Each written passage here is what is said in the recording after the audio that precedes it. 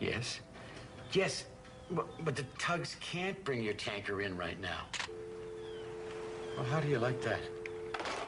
Hung up on me. How unfriendly. Oh, hello there. Well, I'm having a few problems here today. Come on, I have to go outside for just a minute.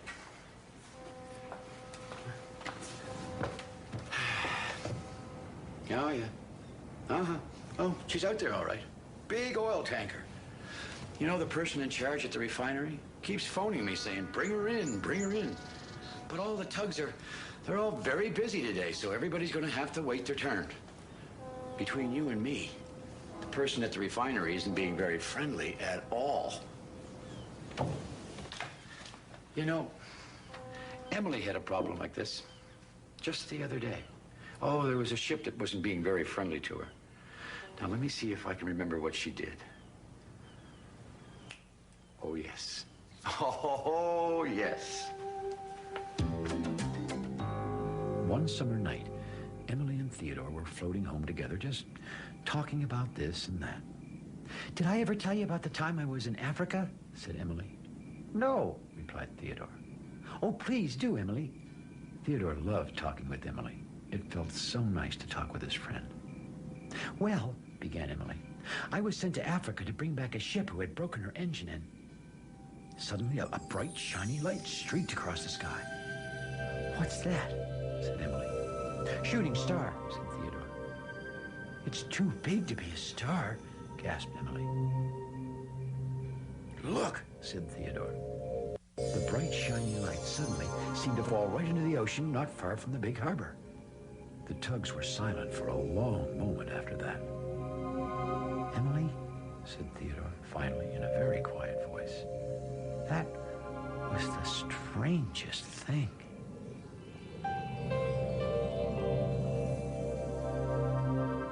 The tugs were gathered at the great ocean dock. The dispatcher was just giving out the jobs for the day when a very surprising visitor appeared. The dispatcher was the first to see her. "Tugboats," he announced. "We have a guest this morning." "Constance," whispered George in a small voice, most unlike his usual booming self. Now, all the tugs had seen Constance, the Coast Guard ship, before, but no one had ever actually talked to her. She always seemed very serious and very important. "Good morning, Constance," said the dispatcher. And then he turned to the tugs with a look that said, "Be on your best behavior." "Good morning, Constance," the tugs said politely. "Good morning," replied Constance briskly. And then she stopped before Emily. "Emily," she said, "I would like you to meet me at the harbor entrance later. I have a special job for you." Emily was surprised. She turned to the dispatcher to see if that was all right. "That's fine, Emily," said the dispatcher. "I will have another tugboat do your harbor job today." "Excuse me, Constance," said Emily, turning to Constance. What will we be doing?" But Constance didn't answer Emily's question. She was already heading off. "Well, that's the second strange thing that's happened lately," said Theodore quietly. "First, that bright, shiny light last night, and now, this." The tugs couldn't stop talking about Constance. "I wish Constance had told me what my special job is," said Emily. "Constance is our Coast Guard," said Fodak in a serious voice. "That means she's in charge of guarding our ocean. Maybe she's on a secret mission and needs you to help her. She probably needs you for something important." "Still," said Theodore quietly, "she left before she could answer Emily's question. She doesn't seem very friendly." The others said nothing, but inside they all agreed with Theodore. Constance didn't seem very friendly. Emily caught up with Constance near the entrance to the harbor. Constance set off without a word, and Emily followed behind, feeling more and more puzzled. "Excuse me, Constance," called Emily, trying to catch up. "Where are we going?" "No time to talk, Emily," called Constance above the drum of her powerful Coast Guard engine. "We have important work to do." Emily could see they were passing the last marker buoy in the harbor. "So we're going out in the ocean," she said to herself. Emily forgot all about her questions. "This will be like an Constance led Emily quite a ways along the coast, getting further and further from the harbor. Finally, Constance turned away from the shore and headed out towards the open ocean.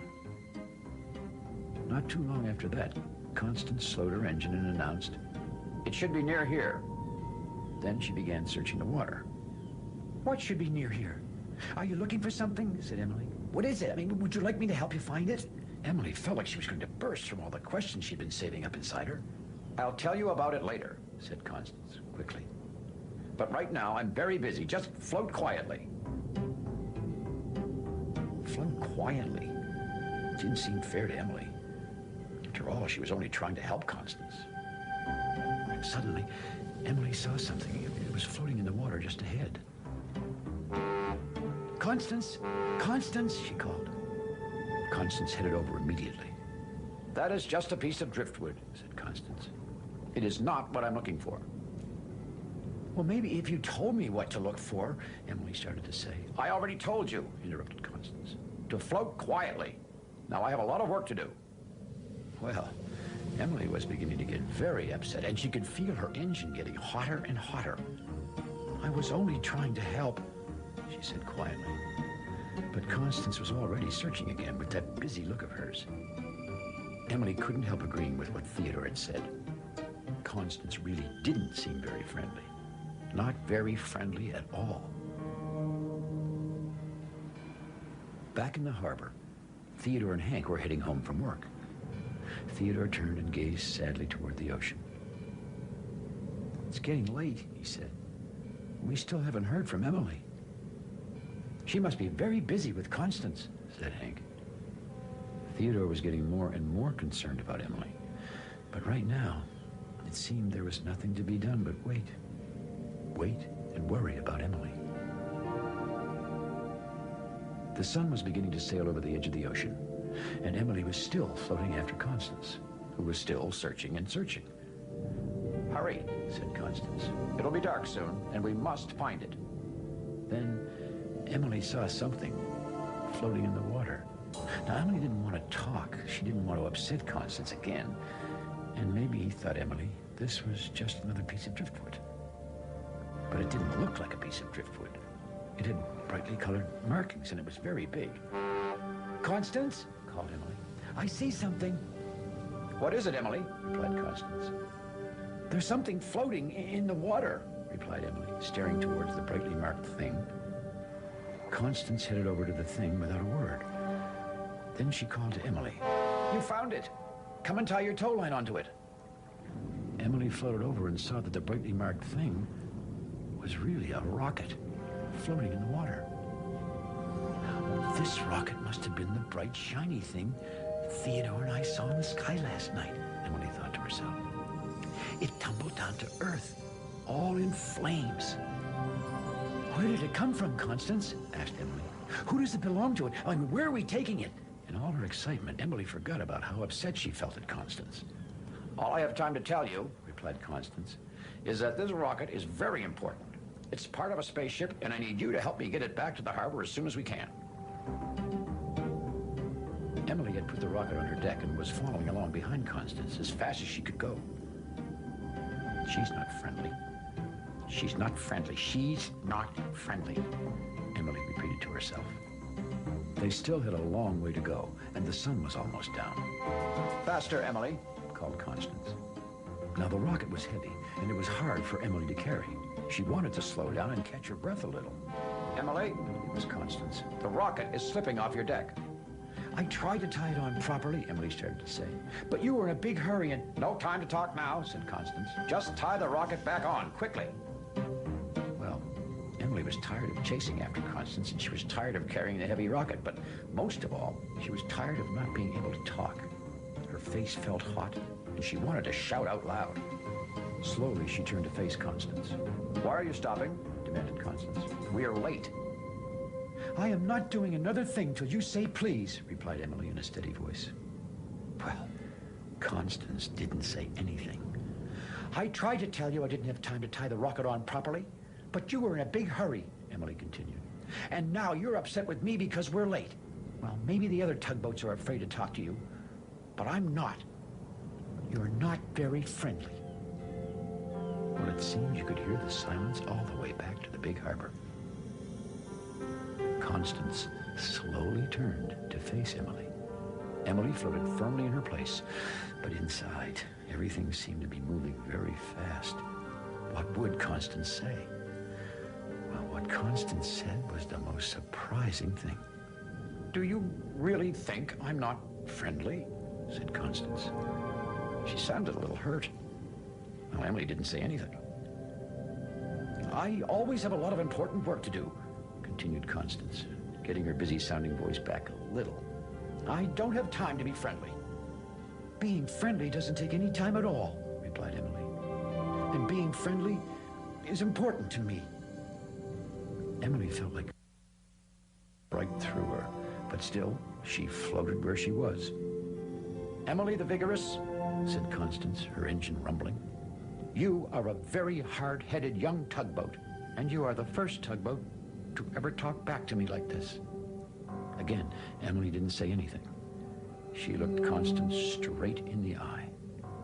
You remind me of myself when I was younger, concluded Constance. I like you.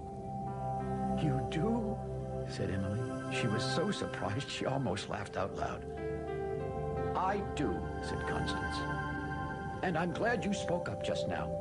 I really don't mean to be unfriendly. Sometimes I am a bit bossy. Then she smiled and said, Now, will you please get going? Well, Emily had to smile too. Okay, Constance, she said. Just let me pull this rocket back up on my deck. The sun had almost set, and Theodore had almost given up waiting for Emily to come home, when suddenly he saw her returning to the harbor with Constance. Theodore rushed out to greet his friend. Emily, I missed you. Where have you been? What's that on your deck? Emily glanced at Constance. She knew Constance was in a hurry. I'll tell you all about it tomorrow, she whispered to Theodore. Suddenly, Theodore realized he was floating right in front of Constance, blocking her way. Oh, I'm sorry, Constance, said Theodore nervously. But Emily is my friend, and well, I missed her. Emily is my friend, too, replied Constance. And I think we might have a little time to talk about this rocket right now. Well, Constance began to tell the tugs about how the rocket came to land in the ocean outside the big harbor. And I'll tell you something really interesting. Somehow, as the tugs moved closer to listen to her story, Constance forgot all about being in a hurry or being important. All she could think of was how nice it felt to have new friends to talk to in the big harbor. Of course, Emily and Theodore felt the same way. You know, sometimes you just have to speak up when someone's upsetting you. Now, that's that unfriendly person from the oil refinery. I just know he's going to complain about his oil tanker not having arrived yet. Well, this time, I'm going to speak up, just like Emily.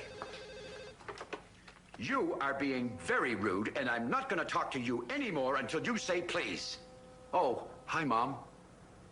What a surprise. This is going to take a little while to explain, I'm afraid. Thanks for visiting us here in the big harbor, and we'll see you all again next time. Bye.